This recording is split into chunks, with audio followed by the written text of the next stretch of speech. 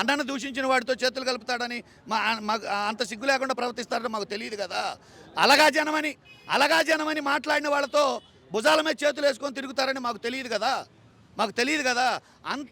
అంత దిగసారిపోయి అంత పొత్తులు పెట్టుకొని ఇచ్చిన మాటలు తప్పి అప్పుడు ఇచ్చిన ప్రగల్భాలు పెట్టి ఇప్పుడు చేస్తున్న పనులేంటి?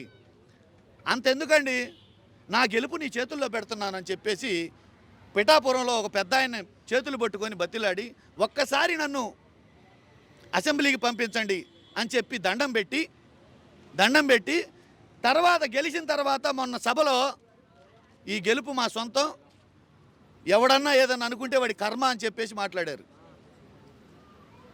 మాటలు మార్చటం ఇవన్నీ వాళ్ళకే చెల్లు. ఎందుకు చెల్లు అంటే నటులు కాబట్టి మాటలు మారుస్తారు. ఎందుకంటే ఏ సినిమాకి ఆ సినిమాకే క్యారెక్టర్ ఉంటుంది, ఏ సినిమాకి ఆ సినిమాకే డైలాగ్ ఉంటుంది, ఏ సినిమాకి ఆ సినిమాకే వేషం ఉంటుంది. అలానే జీవితం కూడా అనుకుంటారు, ఏ రోజుకో మాట మాట్లాడొచ్చు అనుకుంటారు. That's not correct, that is not life.